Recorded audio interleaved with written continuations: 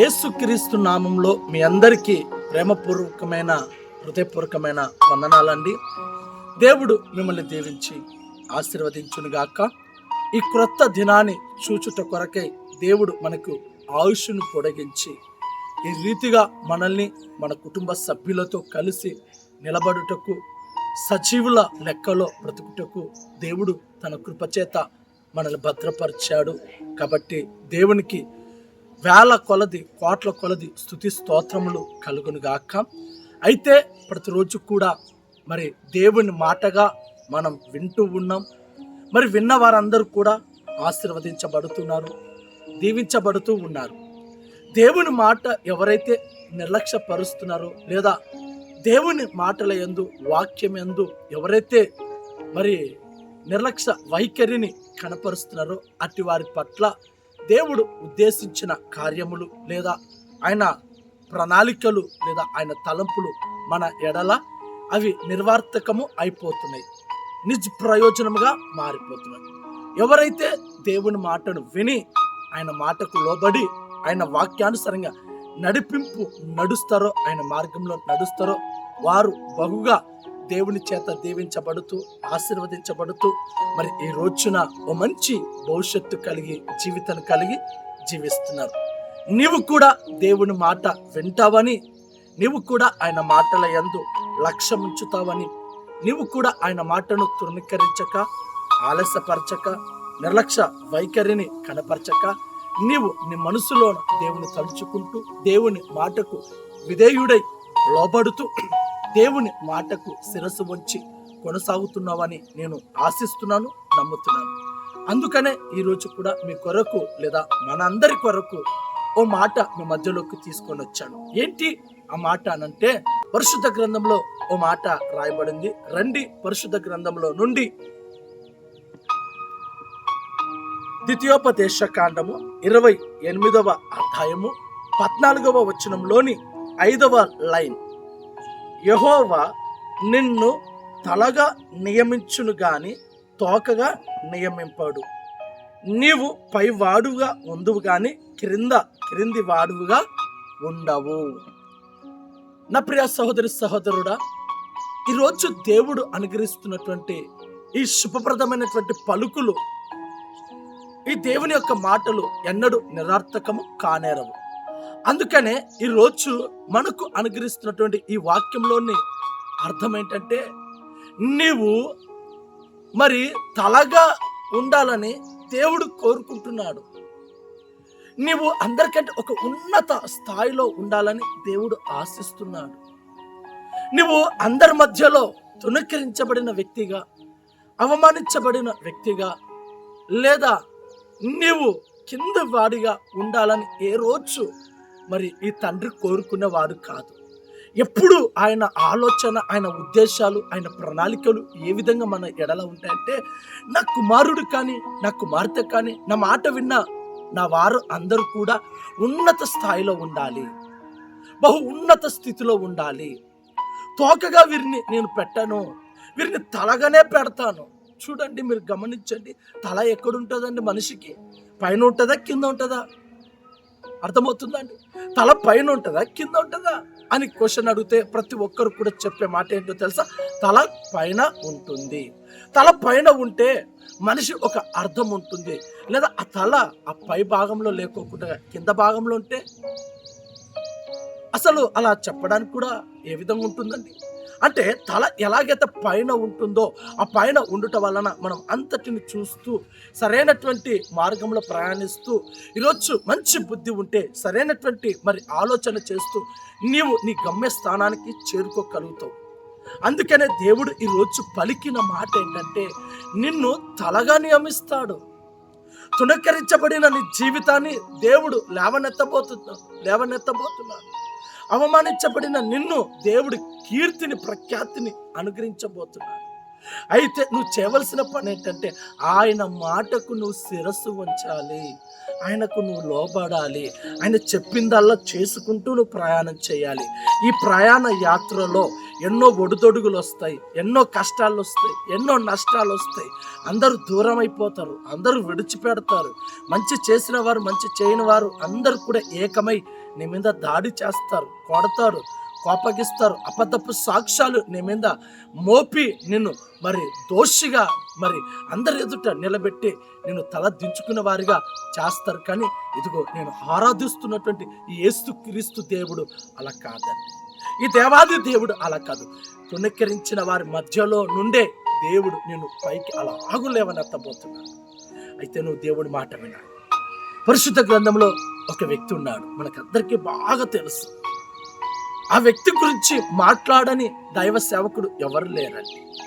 ప్రతి విశ్వాసకి, Sunday school పిల్లలకు మరి ప్రతి ఒక్కరూ ఆ వ్యక్తి చాలా చాలా దగ్గటి సంబంధం కలిగినటువంటి వ్యక్తి. ఎంత దగ్గటి సంబంధం వ్యక్తి అంటే ఆ వ్యక్తి గురించిన మరి ఒక్క పదములైనా మనము పలుకంది ఉండలేమండి. ఆ వ్యక్తి ఎవరో కాదు, మరి రాజుగా పిలువబడుతున్నటువంటి మహా వ్యక్తిగా ఉన్నటువంటి, దేవుని అత్యధికంగా ప్రేమించినటువంటి వ్యక్తి, ఆయన మందిరాన్ని చూడాలని తపన ఆశ కలిగినటువంటి వ్యక్తి. ఎంత రాజ అధికారంలో ఉన్నప్పటికీ దేవుడు అంటే ప్రేమ, దేవుడు అంటే వినయం, దేవుని సన్నిధిలో మొరపెట్టాలి, ప్రార్థించాలి అని ఎప్పుడు తన మనస్సు నిండినటువంటి వ్యక్తి ఆ వ్యక్తే దావీదు భక్తుడు. దావీదు భక్తుడు అండి. అతని జీవితం కొద్ది రోజులు కిందిగానే వెళితే అతని బ్రతుకు జీవన విధానాన్ని మరి కొద్దిగా వెనక్కి వెళితే మరి అతని తండ్రి గారికి సుమారుగా 7 మంది కుమారులు, 8 మంది కుమారులు ఉంటే ఈ కుమారులు అందరిలో చిన్నవాడండి. మీరు గమనించండి, ప్రతి తల్లిదండ్రులకు కానీ ప్రతి కుటుంబ వ్యవస్థకు కానీ మరి 3 లేదా 2 లేదా 4 పిల్లలు కలిగిన వారి ఇంట్లోన ఎవరైతే చిన్నవాణిగా ఉంటారో లేదా చిన్న కుమార్తెగా ఉంటుందో ఆ చిన్న కుమార్తె పైన ఎక్కువగా ప్రేమ ఉంటుంది కదండి, ఎక్కువగా అభిమానం ఉంటుంది. ఎక్కువగా పెద్ద కుమారుడికి లేదా రెండో కుమారుడికి లేదా పెద్ద కుమార్తె రెండో కుమార్తెకు ఇచ్చిన దానికంటే చిన్న కుమార్తెకు మరి ఎక్కువగా ఇస్తాం. చిన్నవారికి ఎక్కువగా ఇస్తాం, చిన్నవారికి ఎక్కువగా కేర్ తీసుకుంటాం. మంచి వస్త్రాలు పట్టించడం కానీ, బర్త్డే చేయడం కానీ, ఇలా చెప్పుకుంటూ పోతే చాలా చాలా మరి చిన్నవారిగా పిలువబడుతున్నటువంటి, చిన్నవారిగా జన్మించినటువంటి వారికి ఒక ప్రత్యేకమైనటువంటి గుర్తింపు ఇస్తాం, ప్రేమను కూడా అందిస్తాం. కానీ ఈ ఇంట్లో అది జరగలేదు. దానికి వ్యతిరేక దిశలో జరిగినట్టుగా మనకి ఈ బైబిల్ చరిత్ర చెబుతుందండి. తండ్రి గారు చిన్న కుమారుడైనటువంటి దావీదు మీద ప్రేమను పెట్టుకోవాలి కదండి. చిన్నవాడు కదా, ఈ కుమారులు అందరిలో ఇతను చిన్నవాడు కదా, మరి ఇతనిని నేను ఎందుకు ఇలా చేయాలి అని చెప్పేసి కాస్త కూడా తనకు ఆలోచన లేదండి. ఏం చేస్తున్నాడో తెలుసా? ఆ చిన్నవాడైనటువంటి దావీదును ఆ చిన్న వయసులోనే మరి గొర్రెల మందనిచ్చి మరి వాటిని మేపడానికి, వాటిని పోషించడానికి, వాటికి సమృద్ధిగా ఆహారం దొరికే అరణ్యాలలో, కొండ ప్రాంతాలలో, గట్టు ప్రాంతాలలో ఆ విధంగా మరి సాగనంపేవాడండి తండ్రి గారు. ఆలోచించండి ఒకసారి. ఈ కుమారుల అందరిలో ఈ చిన్నవాడు ఎంతగా తుణీకరించబడి ఉండాలా, ఎంతగా ద్వేషించబడి ఉండాలా, ఎంతగా ఈ కుమారుడు స్థితిని గమనించండి. చిన్న కుమారుడు చక్కగా చదివించుకోవాల్సింది, చిన్న కుమారుడు మంచి వస్త్రాలు పట్టించాల్సింది, చిన్న కుమారుడు చక్కగా మరి ఆ విధంగా కాకుండా మంచి చదువు లేదా చిన్న కుమారుడు అన్ని విధాలుగా పట్టించుకోవాల్సింది పోయి ఈ చిన్న కుమారుని ఎక్కడికి వదిలిపెడుతున్నాడండి? ఎక్కడికి పంపిస్తున్నారండి? ఉన్నారు కదా పెద్ద కుమారుడు, రెండో కుమారుడు, మూడో, ఇలా కుమారులు అందరు ఉన్నారు. మరి వీళ్ళని పంపించవచ్చు కదా. అర్థమవుతుందండి నా మాటలు. తుణీకరించబడ్డాడు దావీదు, వెలివేయబడ్డాడు దావీదు. అరణ్యంలో గొర్రెల మందను తీసుకెళ్లి మేపుకుంటూ అక్కడ తన జీవితాన్ని కొనసాగిస్తున్నాడండి. తన జీవిత ప్రయాణం అంతా కూడా గమనిస్తే ఆ కొండ ప్రాంతాలలో, మరి ఆ గట్టు ప్రాంతాలలో, అరణ్యములలో, ఆ చేను, ఆ పొలాలలో, పచ్చిక మైదానం దొరికే చోట తన గొర్రెల మందను మేపుకుంటూ తోలుకుంటూ అలా వెళ్తున్నాడు. మరి ఈ రోజున మరి ఇశ్రాయేలు ప్రజలకు మొదటి రాజుగా పిలువబడినటువంటి సౌలు మరి దేవుని ఆత్మ విడిచిపోయిన తర్వాత రెండవదిగా రెండవ రాజుని ఎన్నుకోవడానికి దేవుడు మరి సమయోలును అనే ప్రవక్తను యెషయా అనే ఇంటి దగ్గరికి పంపించి మరి దావీదును అభిషేకించినట్టుగా రాయబడలేదా? వచ్చాడు ఆ ప్రవక్త, సమూయేలు ప్రవక్త అతని ఇంటికి వచ్చి, ఇదిగో దేవుడు ఇజ్రాయెల్ ప్రజలకు అందరికీ రాజుగా చేయాలని దేవుని యొక్క ఉద్దేశం, దేవుని యొక్క ప్రణాళిక, దేవుని యొక్క చిత్తం, ఎదిగి ఎక్కడున్న నీ కుమారులు పిలిపించు, నేను వారిని అభిషేకించాలని సమూయేలు మరి ప్రవక్త అతన్ని పిలిచినప్పుడు, అతను తన కుమారులందరినీ మరి పిలుస్తున్నప్పుడు సమూయేలు అనుకుంటున్నాడు, ఇదిగో అతనేమో రాజు. ఎందుకంటే ఆకారం బాగా ఉంది, రాజుకు తగినటువంటి శరీర ఆకృతి బాగానే ఉంది, శరీర రూపం, కండబలం బాగుంది. కాబట్టి ఈ సమూయేలు ప్రవక్త కాస్త మరి అభిషేకించడం ముందుకు వెళ్తుంటే దేవుడు అడ్డుపడి మాట్లాడుతున్నాడు. అతను కాదు, నువ్వు పై రూపాన్ని చూస్తున్నావు కానీ నేను అంతరంగాన్ని చూస్తున్నాను, నువ్వు పై ఆకారాన్ని గమనిస్తున్నావు కానీ నేను లోపట మనసును ఆలోచిస్తున్నాను, మనసును గమనిస్తున్నాను. నువ్వు చేతులు, కాళ్ళు, ముఖ కదలికలు, తల వాటిని గమనించి ఇతడేమో అనుకుంటున్నావు కానీ నేను వాటిని గమనించడం లేదు. నేను అతని గుండెను గమనిస్తున్నాను, అతని మనసును ఎరిగాను, అతని ఆత్మీయతను, అతని పద్ధతి, అతని ధర్మ కార్యాలు, అతని సహాయ కార్యాలు, అతని జీవితాన్ని గమనిస్తున్నావు. నువ్వు పై రూపం చూపిస్తున్నావు, అతను కాదు అని ప్రభువు సమూయేలు ప్రవక్తను హెచ్చరిస్తున్నాడు. అలాగే ఒక కుమారుడు తర్వాత ఇంకొక కుమారుడు, ఇలాగూ వరుస పెట్టి అందరూ అయిపోయారు. చివరిగా ఆ చిన్న కుమారుడు దావీదు భక్తుడు మాత్రమే మిగిలాడండి. అతడు ఎక్కడున్నాడు అంటే ఇదిగో అరణ్యములలో, కొండ ప్రాంతాలలో, గట్టు ప్రాంతాలలో అక్కడ తన మందను మేపుకుంటూ అలాగూ జీవితాన్ని కొనసాగిస్తున్నాడండి.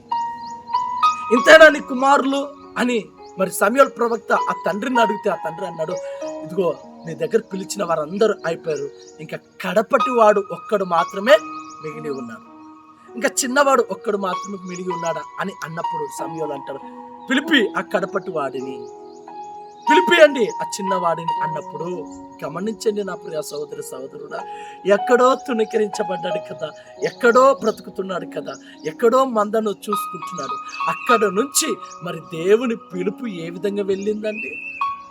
నా దేవుడు నిన్ను తలగా చెయ్యాలనే ఆశ. ఈరోజు ఈ వాగ్దానంలో నువ్వు తలగా ఉండాలి.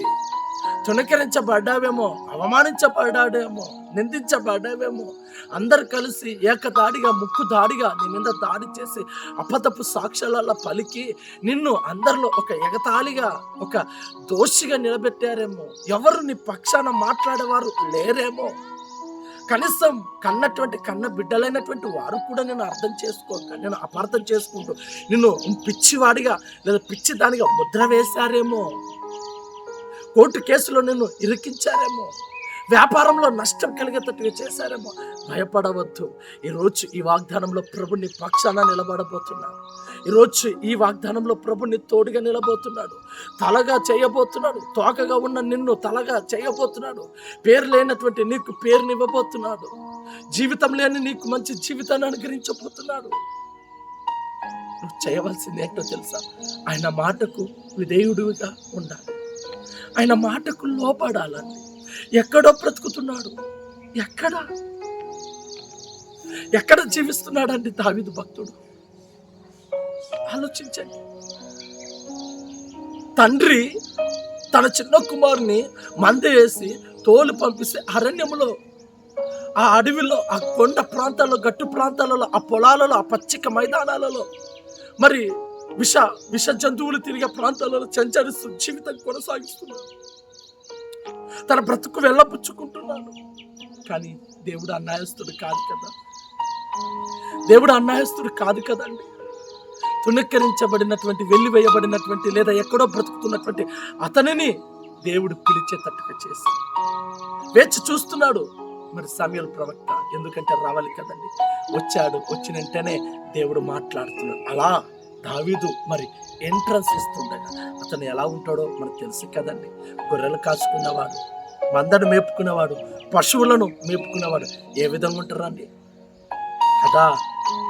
మరి దేవుడు అంటున్నాడు సమూయేలు ప్రవక్తతో, సమయంలో ఇదిగో నేను అభిషేకించకపోయే ఇశ్రాయేల్ ప్రజలకు 2వ రాజుగా పిలువబడే వ్యక్తి ఇతనే నువ్వు అభిషేకించాల్సింది.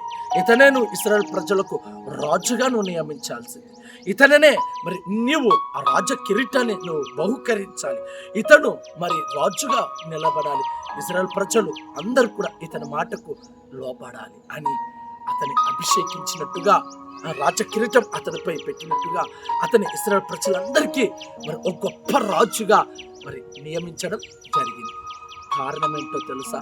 అరణ్యములో, అడవి ప్రాంతాలలో, పచ్చిక మైదానాలలో, విషపు పూరిత ప్రాంతాలలో, మరి కొండ ప్రాంతాలలో, ఇలాంటి అనేక చోట్ల కూడా సంచరిస్తున్నప్పుడు తన మందను, తన పశువులను, తన మేకలను, తన మరి గొర్రెలను వాటిని బాగా క్రమంగా, నమ్మకంగా, జాగ్రత్తగా కాపాడుకుంటూ దేవుని పట్ల తనకున్నటువంటి భక్తి ప్రదర్శన మరి కనపరుస్తూ ఉన్నటువంటి ఆ ఫ్లూటు, ఆ పీకతోటి దేవుని ఆరాధిస్తూ కొనసాగుతున్నాడు. కాబట్టి దేవుని దృష్టి సరాసరిగా దావీదుపై పడింది.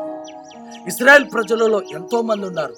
ఇశ్రాయేల్ ప్రజలలో ఎంతో మంది శూరులు ఉన్నారు, బలశూరులు ఉన్నారు, మెయింటైన్ చేసే జ్ఞానం కలిగిన వారు కూడా ఎందరో ఉన్నారు. కానీ అందరినీ దేవుడు వెన్నుకోలేదు. కానీ ఎక్కడో ఉన్నటువంటి దావీదును మరి 2వ రాజుగా నియమించుకోవడానికి, అభిషేకించడానికి ప్రభు నిశ్చయించుకున్నాడు.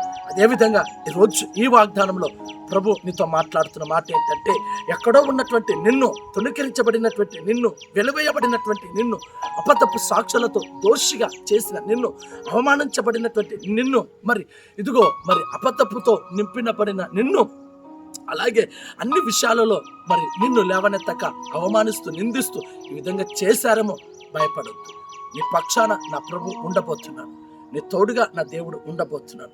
నేను చూస్తున్నాడు, నేను గమనిస్తున్నాడు. నీ పరిస్థితులన్నీ కూడా గమనిస్తూ ఒక రోజున ఎవరి మధ్యలో అయితే, ఏ గుంపు మధ్యలో నువ్వు తల దించుకొని నేరస్తుడిగా, దోషిగా నువ్వు అక్కడ ఉన్నావో అక్కడే నిన్ను నిర్దోషిగా దేవుడు ప్రూఫ్ చేయబోతున్నాడు. నీకు మంచి పేరునివ్వబోతున్నాడు. కోల్పోయావా వ్యాపారంలో 2 దేవుడు చేయబోతున్నాడు. మరి అందరు కలిసి నీ ఉద్యోగము పోయేటట్టుగా మరి చేశారా? మరలా దేవుడు ఆ ఉద్యోగం కంటే దేవుడు గొప్ప ఉద్యోగాన్ని ఇవ్వబోతున్నాడు. ఒకవేళ నువ్వు చదువులలో ఫెయిల్ అయిపోయావా? భయపడవద్దు. ఈ రోజు మొదలుకొని నువ్వు దేవుని పక్షాన, దేవుని మాటకు శిరస్సు వంచి విధేయుడు కా. అప్పుడు దేవుడు నీ చదువులలో నీకు సహాయం చేయబోతున్నాడు. నీ బిడ్డల విషయంలో నీ పెంపకం సరిగా లేదని, నీ యొక్క కుమారుల విషయంలో నీవు పెంచే విధానం బాగలేదని నీ భర్త నేను అంటున్నాడేమో, బయట వారు నేను తుణీకరిస్తున్నాడేమో, అయినా నువ్వు భయపడవద్దు. నీ బిడ్డల గురించి నువ్వు ప్రార్థించు. యోబు వలె నీ బిడ్డల పెంపకాన్ని దేవుడు పెంచుతాడు. నీ బిడ్డలను చక్కటి స్థితిలో దేవుడు మరి పోషిస్తాడు. కాబట్టి ఈరోజు వాగ్దానము ఏంటంటే, నిన్ను తోకగా పెట్టాడు కానీ తలగా దేవుడు పెట్టబోతున్నాడు. ఇది మొదలుకొని దేవుడు నిన్ను తలగా ప్రభు చెయ్యునుగాక. ఇది మొదలుకొని నీకు వచ్చే నింద, అవమానాలు అన్ని తొలగించేసి మంచి పేరు, ప్రఖ్యాతిని, సేవ పరిచర్య, స్వార్థ విధానంలో, అన్ని రంగాలలో, అన్ని మరి డిపార్ట్మెంట్లలో దేవుడు నేను తలగా చెయ్యునుగాక. ఈ పరిశుద్ధమైనటువంటి ఈ మాటలు మీ హృదయంలో, వెనికిడిలో భద్రపరచునుగాక. Amen, amen. గమనించండి నా ప్రియ సహోదరి సహోదరుడా, మరి ఈ యొక్క వాగ్దానం మీరు తప్పకుండా అనేకులకు షేర్ చేయండి, అనేకులకు పంపించండి వాట్సాప్లలో. ఎందుకంటే మీరు పంపించడం ద్వారా ఎవరో ఒకరు బలపరచబడతారు, ఎవరో ఒకరు విశ్వాసంలో నిలబడగలుగుతారు, ఎవరో ఒకరు అన్య ప్రజలను కూడా మరి మార్చగలుగుతుంది. కాబట్టి మీరు దయచేసి ఈ యొక్క వాగ్దానము మరి మీరు తప్పక మీ వాట్సాప్లలో, ఇన్స్టాగ్రామ్లలో, ఫేస్బుక్లలో, సోషల్ మీడియాలో మీరు షేర్ చేసి ఈ పరిచర్యలో మీరు పాలి భాగస్థులు అవ్వాలని ఆశిస్తున్నాను. ఇట్లు మీ సేవకుడు, మీ దైవజనుడు, మీ కొరకు నిత్యము ప్రార్థించే మీ దైవజనుడు, మరి దేవుడు మిమ్మల్ని దీవించి ఆశీర్వదించునుగాక. Amen, amen.